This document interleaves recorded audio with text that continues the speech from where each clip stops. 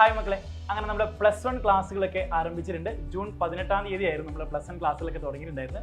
അതുമായി ബന്ധപ്പെട്ട അലോട്ട്മെന്റും പ്രൊസീജിയേഴ്സും എല്ലാം കഴിഞ്ഞു അല്ലേ. പുതിയ സ്കൂളാണ്, പുതിയ അന്തരീക്ഷമാണ്, പുതിയ സബ്ജക്റ്റുകളാണ് പഠിച്ചു കൊടുക്കുന്നത്. സോ നമ്മളെല്ലാവരും ആ ഒരു മൊമെന്റത്തിലായിരിക്കും ഉണ്ടായിരിക്കുക അല്ലേ. അപ്പോൾ നമ്മൾ മനസ്സിലാക്കേണ്ട ഒരു യാഥാർത്ഥ്യം എന്ന് പറയുന്നത് നമുക്കിനി വരാൻ പോകുന്ന ഫസ്റ്റ് എക്സാമിനേഷൻ എന്ന് പറയുന്നത് ഓണം എക്സാമിനേഷൻ ആണ്. ഇപ്പോൾ ഓണം എക്സാമിനേഷൻ നടക്കുക ഏകദേശം ആഗസ്റ്റ് ലാസ്റ്റിലായിട്ടാണ്. എന്ന് വെച്ചാൽ ഓഗസ്റ്റ് 20-ാം തീയതിക്ക് ശേഷമായിരിക്കും നമുക്ക് ഓണം എക്സാമിനേഷൻ ഉണ്ടായിരിക്കുക.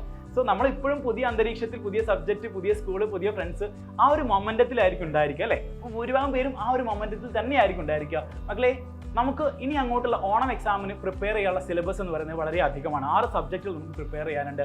അപ്പം ആ 6 സബ്ജക്റ്റ് പ്രിപ്പയർ ചെയ്യാൻ ആവശ്യമായിട്ടുള്ള സമയം ഉണ്ടോ എന്ന കാര്യം നിങ്ങൾ കൃത്യമായിട്ട് ആലോചിക്കേണ്ടതുണ്ട്. സോ ഓണം എക്സാമിനേഷനുള്ള ഷോർട്ട് പീരീഡിൽ നമ്മൾ എങ്ങനെ സിസ്റ്റമാറ്റിക് ആയിട്ട് ഒരു കിഡിലൻ സ്റ്റഡി പ്ലാൻ എങ്ങനെ സെറ്റ് ചെയ്യാം, അല്ലെങ്കിൽ അതുമായി ബന്ധപ്പെട്ട് വീക്കിലി നമ്മൾ എങ്ങനെ പ്രിപ്പയർ ചെയ്യാം എന്ന് ഡിസ്കസ് ചെയ്യാൻ വേണ്ടിയിട്ടാണ് സാർ ഈ വീഡിയോ ആയിട്ട് നിങ്ങളുടെ മുന്നിലേക്ക് എത്തിയിട്ടുള്ളത്. ഒന്നാമതായി, പുതിയ സബ്ജക്റ്റുകളാണ് നമ്മൾ +1-ൽ ഡീൽ ചെയ്യാൻ വേണ്ടി പോകുന്നത്. സോ ഓരോ സബ്ജക്റ്റുകളെയും ചാപ്റ്റർ പഠിച്ചു തുടങ്ങുന്ന സമയത്ത് ആ ചാപ്റ്ററുമായി ബന്ധപ്പെട്ട് അല്ലെങ്കിൽ ആ ടോപ്പിക്കുമായി ബന്ധപ്പെട്ട് സമ്മറി കൃത്യമായിട്ട് പ്രിപ്പയർ ചെയ്യുക, അല്ലെങ്കിൽ ഷോർട്ട് നോട്ട് നിങ്ങൾ കൃത്യമായിട്ട് പ്രിപ്പയർ ചെയ്യേണ്ടതുണ്ട്.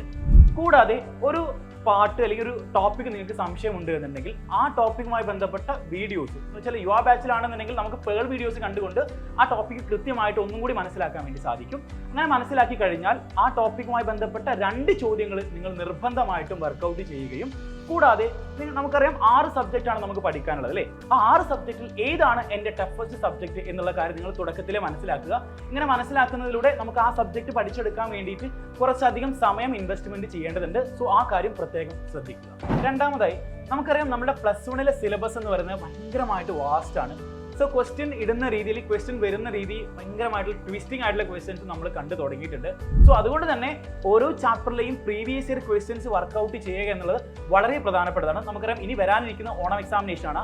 ആ ഓണം എക്സാമിനേഷനുമായി ബന്ധപ്പെട്ട് പ്രീവിയസ് ഇയറിലെ ക്വസ്റ്റ്യൻസ് അല്ലെങ്കിൽ മാക്സിമം ക്വസ്റ്റ്യൻസ് നിങ്ങളെ കൊണ്ട് പറ്റാവുന്ന രീതിയിലുള്ള ക്വസ്റ്റ്യൻസ് എല്ലാം തന്നെ കൃത്യമായിട്ട് നിങ്ങൾ വർക്കൗട്ട് ചെയ്യേണ്ടത് വളരെ അത്യാവശ്യമാണ്. നമ്മൾ SSLCയിൽ പഠിച്ച പോലെയല്ല +1-ലേക്ക് വരുന്ന സമയത്ത് നമ്മൾ പഠിക്കേണ്ടത്. നമുക്ക് 6 സബ്ജക്റ്റുകളാണുള്ളത്. ഒരുപാട് വാസ്റ്റ് ആണ് സിലബസും കാര്യങ്ങളെല്ലാം തന്നെ. നമുക്ക് ആഴ്ചയിൽ 7 ദിവസമാണ് പഠിക്കാനായിട്ട് സമയം കിട്ടുന്നത്. അതിൽ നിങ്ങൾ തിങ്കൾ മുതൽ വെള്ളി വരെയുള്ള സമയങ്ങളിൽ ഒരു ദിവസം 2 മണിക്കൂർ പഠിക്കാനായിട്ട് സ്പെൻഡ് ചെയ്യുക. അങ്ങനെ 2 മണിക്കൂറിനെ നമ്മൾ 3 പാർട്ടുകളായിട്ട് കൺവേർട്ട് ചെയ്യുക. എന്ന് വെച്ചാൽ 40 മിനിറ്റ്സിന്റെ 3 ഭാഗങ്ങളാക്കി കൺവേർട്ട് ചെയ്യുക. എന്നിട്ട് 6 സബ്ജക്റ്റുകളിലെ 3 സബ്ജക്റ്റുകൾ നിങ്ങൾ ഒരു ദിവസം കംപ്ലീറ്റ് ആയിട്ട് പഠിക്കാനായിട്ട് സ്പെൻഡ് ചെയ്യുക. അതിനുശേഷം ഒരു അരമണിക്കൂർ ഏതെങ്കിലും ഒരു സ്പെസിഫിക് സബ്ജക്റ്റുകളിൽ ക്വസ്റ്റ്യൻസ് മാത്രം വർക്കൗട്ട് ചെയ്യാൻ വേണ്ടിയിട്ടും ശ്രദ്ധിക്കുക. ഇങ്ങനെ നമ്മൾ ആദ്യത്തെ തിങ്കൾ മുതൽ വെള്ളി വരെയുള്ള ദിവസങ്ങളിൽ കൃത്യമായിട്ട് ഈ രീതിയിലുള്ള സ്റ്റഡി പ്ലാൻ ആയിരിക്കും നിങ്ങൾ മുന്നോട്ട് കൊണ്ടുപോകേണ്ടത്. മാത്രമല്ല, ഒരാഴ്ചയിലെ എല്ലാ ചാപ്റ്റേഴ്സും, അതായത് സ്കൂളിൽ കവർ ചെയ്തിട്ടുള്ള എല്ലാ ചാപ്റ്റേഴ്സും നിങ്ങൾ റിവൈസ് ചെയ്യാൻ ഉപയോഗിക്കേണ്ട ദിവസം എന്ന് പറയുന്നത് ശനിയാഴ്ചയാണ്. ആ ശനിയാഴ്ച നിങ്ങൾ ചെയ്യേണ്ടത് ആ ആഴ്ചയിൽ എടുത്തിട്ടുള്ള എല്ലാ ടോപ്പിക്കുകളും കൃത്യമായിട്ട് റിവൈസ് ചെയ്യുക. ഇനി സൺഡേ ആണെന്നുണ്ടെങ്കിൽ നിങ്ങൾക്ക് ഓപ്ഷണൽ ആണ്, നിങ്ങൾക്കൊരു ബ്രേക്ക് എടുക്കാം. നിങ്ങൾക്ക് ഫംഗ്ഷനും കാര്യങ്ങളും നിങ്ങളുടെ മറ്റ് ആക്ടിവിറ്റീസ് ഒക്കെ പ്രാക്ടീസ് ചെയ്യാൻ വേണ്ടി പോകും.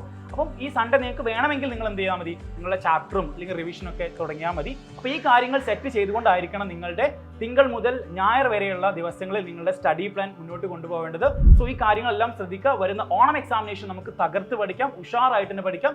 സോ ഇതേപോലെയുള്ള ഇൻഫോർമേറ്റീവ് വീഡിയോസുമായിട്ട് സാർ വീണ്ടും വരും. Till then bye, it's VVK from silent.